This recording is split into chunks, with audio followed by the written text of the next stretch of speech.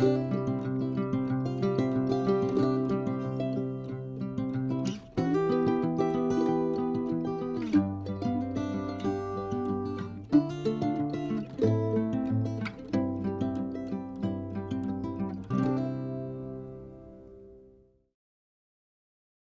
and Jude have got a condition called GA1 or glutaric acidemia type 1, and essentially that means that they can't break down protein.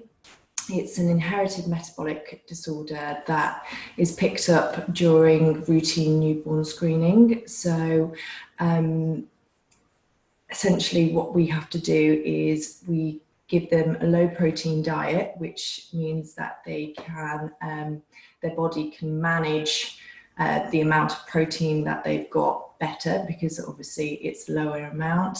And also we have to go on to a strict emergency protocol when they become unwell. And that's basically the biggest thing, is watching out for what other people might consider routine, typical viruses, which actually for us are a lot more severe.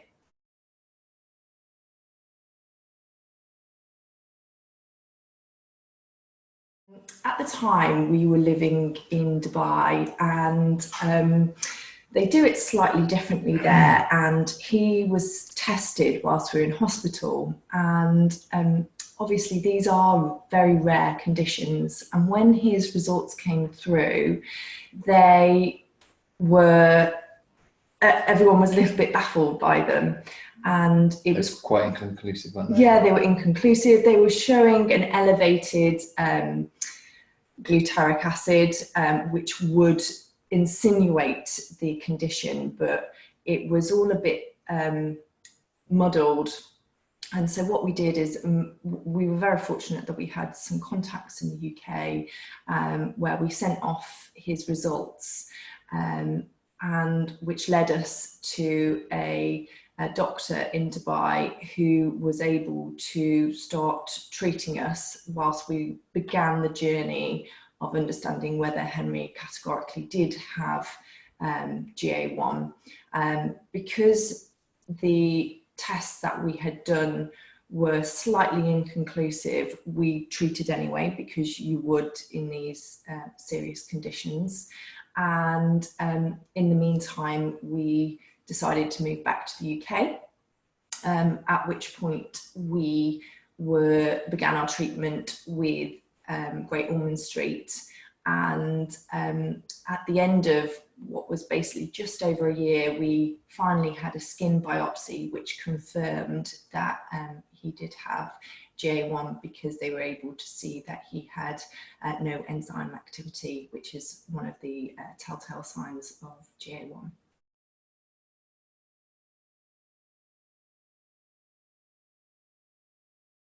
Yeah, I think when you first hear the news, it was very upsetting, as you'd imagine. I think there's quite a few tears shed, wasn't there? You start thinking the worst as well, and you know, unfortunately, when you have limited information, you start to sort of research into it as well, and that's probably one of the worst things you can do. In some respects, but equally, you want to sort of educate yourself and find out a bit more about the condition. I think being over in Dubai as well was probably a little bit harder, because family weren't really around as well. So and in terms of the doctor we had out there was fantastic. We managed to locate her through sort of friends and colleagues of those friends, as Liz sort of alluded to in the earlier question. And she was great, but it was a bit, it wasn't a one-man band, but it was almost felt a bit like that. She she used to work at Great Ormond Street, and she knew of the condition, and she sort of held our hands through it. She's very patient and really accommodating with all our questions and sort of pestering and everything else. And she literally called on many favors to just help us out and get the right medicines and formula and everything that we needed.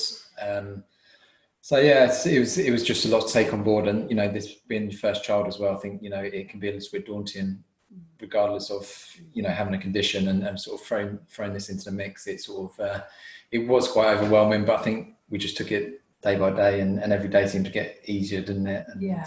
you know, it's having that support firstly out in Dubai, and then, as Liz said, when we came back to the UK, it's sort of, you know, it's you go from sort of one person who's helping you to like an army of people who are just, you know, there at every beck and call. You know, support and network is fantastic. And on top of that, we had our family around us as well, which made a big difference. So I think we were very fortunate on all fronts. But yeah, the initial period is quite difficult, or was quite difficult, and yeah.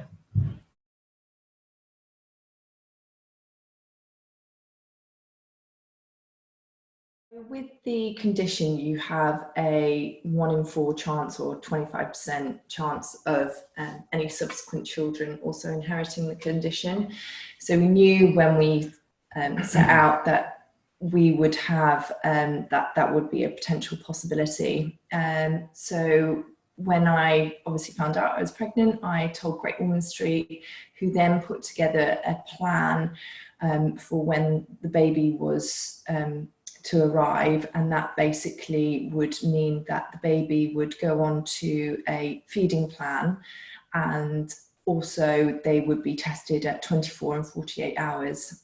From what we learned from Henry, we knew what genetics he had, so therefore we would be able to understand whether Jude had it quite quickly. Obviously in a normal situation, your first child you find out through newborn screening, whereas your second child is slightly different. And we found out about 5 to 7 days later. Obviously the second time, again, is upsetting. You don't ever want this for your children. It's something that I think everyone has a picture of, like anything in their lives, of how things would be. When life doesn't conform to that picture, it is difficult to get your head round. And even though, again, we had a 25% chance, we hoped that it wouldn't be the case.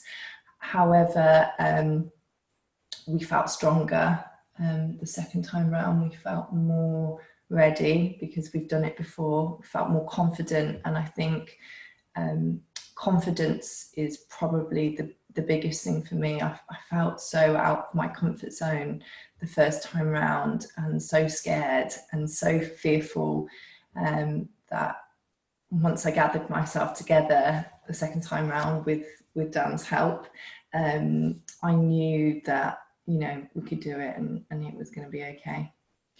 I think as well, like, of course it's upsetting, of course you don't want it for your child, but, you know, we try to draw on the positives as well. But, you know, we've got 2 boys, and at least they're both the same. You know, it's not going to be a case of, you know, one child asking, you know, why they can't have such and such, you know, off the other one's plate, and things like that. And, you know, they can grow up and help each other, and both understand each other's conditions. So yeah, as tough as it was, and you wouldn't wish it, we just thought, you know, maybe it make life easier, maybe it's meant to be, and we just draw on those positives. And probably most importantly, the fact that we've done it, you know, we already had a 2-year-old or 2.5-year-old, you know, made life easier that we'd been on that journey. And second time around, you know, of course it still comes with its challenges, but yeah, it just sort of, yeah, felt a lot more fully across it, and knew what we were doing. And, you know, we were settled in this country as well, so we didn't have that to go through, where, you know, there's so many different sort of factors to, you know,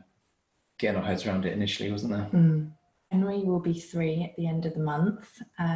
He is thriving, and he will be starting preschool, which he's very excited about, and we're looking forward to as well, to see him grow.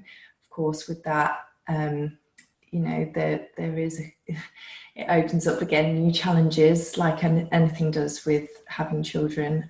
But for us, you know, we are nervous about opening our home up as such to new, you know, viruses, etc., and going through that.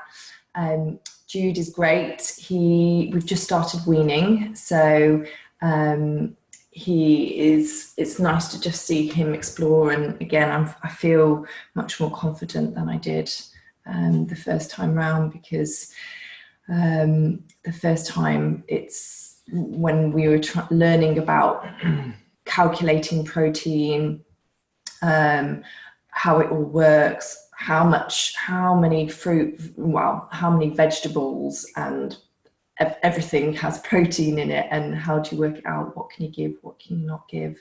You know, it's a bit of a minefield. So again, going into it second time round has been easier. But yeah, they're both really good. Both really good. Yeah, I think it is, like you say, it's you know, it's exciting, and Henry's sort of been quite insular, isn't he, to date, really, in terms of friends and that. And I think going to school is, you know, he's really ready, but as you say, it you know, does make you a little bit sort of nervous, and sort of anxious, but you know, they seem very good. We're very fortunate to have been through sort of in some detail, haven't we, sort of protocol and, you know, what he needs and everything, and they've really gone out of their way. So I think that's helped alleviate quite a few concerns. So very lucky from that point. And you know, as I say, with the emergency regimen we got and the support coming from so many different people, you know, it's hopefully all gonna work out really well. Yeah.